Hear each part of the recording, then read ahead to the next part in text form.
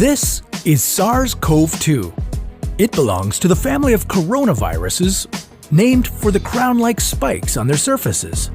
SARS-CoV-2 can cause COVID-19, a contagious viral infection that attacks primarily your throat and lungs.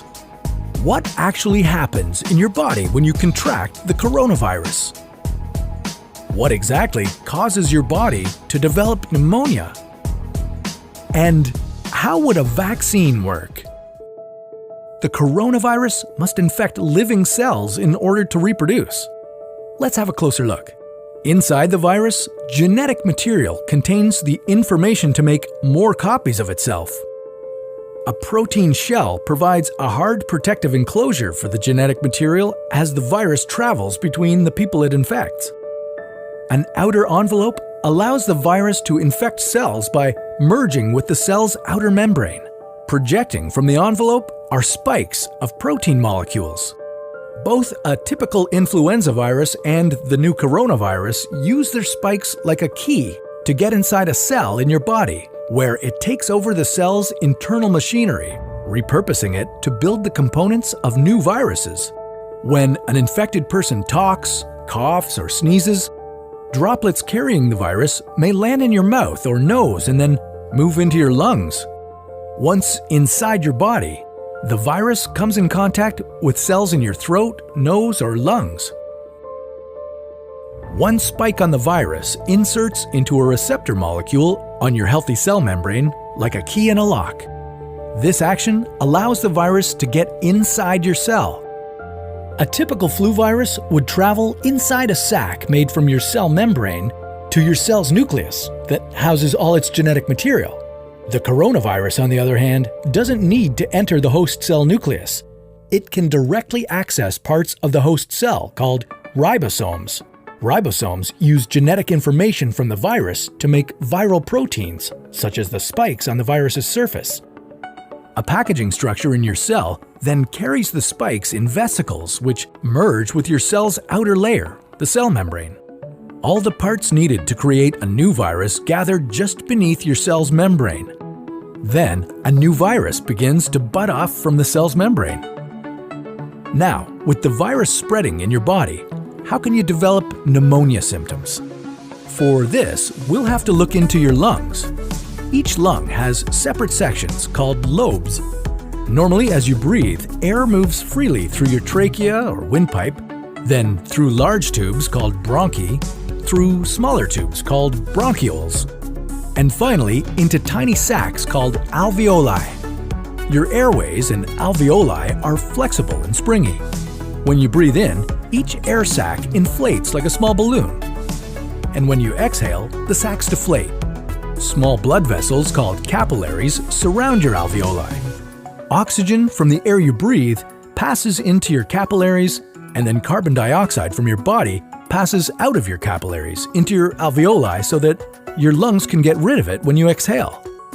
Your airways catch most germs in the mucus that lines your trachea, bronchi, and bronchioles. In a healthy body, hair-like cilia lining the tubes constantly push the mucus and germs out of your airways, where you might expel them by coughing. Normally, cells of your immune system attack viruses and germs that make it past your mucus and cilia and enter your alveoli. However, if your immune system is weakened, like in the case of a coronavirus infection, the virus can overwhelm your immune cells, and your bronchioles and alveoli become inflamed as your immune system attacks the multiplying viruses. The inflammation can cause your alveoli to fill with fluid, making it difficult for your body to get the oxygen it needs. You could develop lobar pneumonia, where one lobe of your lungs is affected, or you could have bronchopneumonia that affects many areas of both lungs. Pneumonia may cause difficulty breathing, chest pain, coughing, fever and chills, confusion, headache, muscle pain, and fatigue. It can also lead to more serious complications. Respiratory failure occurs when your breathing becomes so difficult that you need a machine called a ventilator to help you breathe. These are the machines that save lives and that medical device companies currently ramp up production for. Whether you would develop these symptoms depends on a lot of factors, such as your age and whether you already have an existing condition. While this all sounds scary, the push to develop a coronavirus vaccine is moving at high speed. Studies of other coronaviruses led most researchers to assume that people who have recovered from a SARS-CoV-2 infection could be protected from reinfection for a period of time. But that assumption needs to be backed by empirical evidence, and some studies suggest otherwise. There are several different approaches for a potential vaccine against the coronavirus. The basic idea is that you would get a shot that contains faint versions of the virus. The vaccine would expose your body to a version of the virus that is too weak to cause infection, but just strong enough to stimulate an immune response. Within a few weeks, cells in your immune system would make markers called antibodies, which would be specific for only the coronavirus, or specifically its spike protein. Antibodies then attach to the virus and prevent it from attaching to your cells. Your immune system then responds to signals from the antibodies by consuming and destroying the clumps of viruses. If you then catch the real virus at a later stage, your body would recognize it and destroy it. In other words, your immune system is now primed. Collecting evidence on whether this will be possible, safe, and effective is part of what's taking researchers so long to develop a vaccine. It's a race against time to develop a vaccine amid a pandemic. Each step in vaccine development usually takes months, if not years. An Ebola vaccine broke records by being ready in 5 years. The hope here is to develop one for the new coronavirus in a record-breaking 12 to 18 months.